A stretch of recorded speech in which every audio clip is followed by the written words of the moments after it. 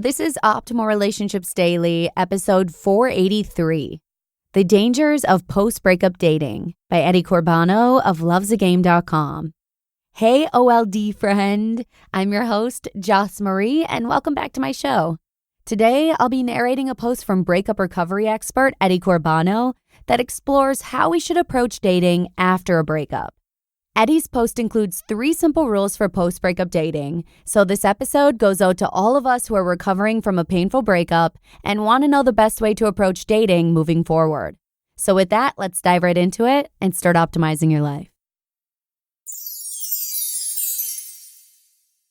The Dangers of Post-Breakup Dating by Corbano of lovesagame.com. A typical mistake people often make after their breakup is to start dating too soon. The unpleasant reality, unfortunately, is that if you start dating too soon after your breakup, especially when you decide to try something like online dating, you most probably will crash and burn. Why is that so?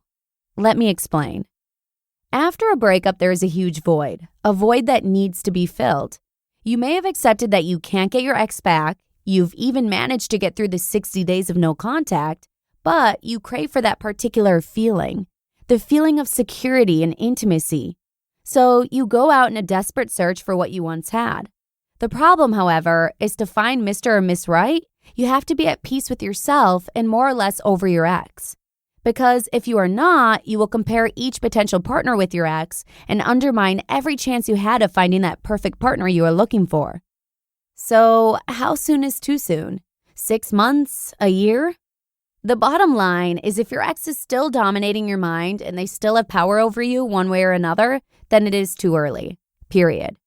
Another factor that especially applies if you have been out of the dating game for far too long is dating inexperience. You will have lots of unpleasant experiences if you start online dating after years of absence from the dating game. You can either prepare yourself or start off simple. A good idea for post-breakup dating is to follow 3 simple rules. Flirt, have fun, and don't have a new relationship in mind. Whatever you do, don't go against your instincts and don't date because you think it will help you getting over your ex faster, because it won't. You can take my word for it. Here's a success story from our dear reader, Lindsay, who wanted to share her experiences with online dating.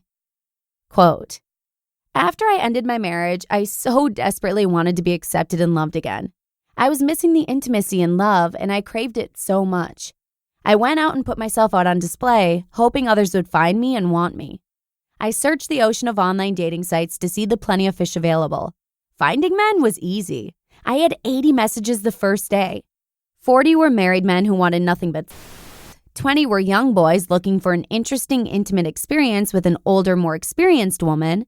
But of the last 20, only a few piqued my interest enough to hold a conversation. It felt nice at first. I heard compliments like, 'You have such a beautiful smile,' or 'How am I so lucky to have met you?'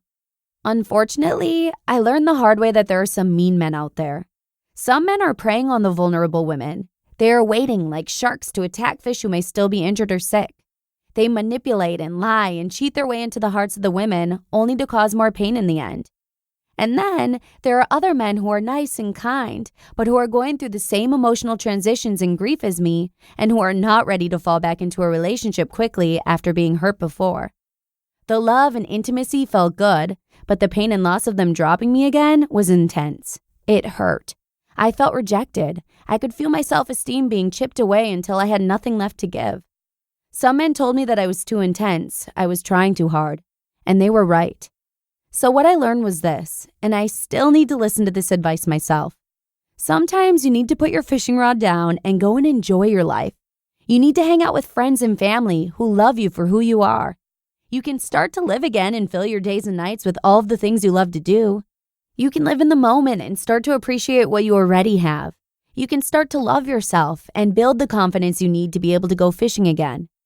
The next time I go fishing, I'm going to remember that I have a choice. I can throw the fish back in the ocean, or better still, I am hoping I never have to fish again. Perhaps the right man is out there, and he might find me while I am doing the things I love with the people I love. I think I will know when I am ready and when it feels right to love again." End quote.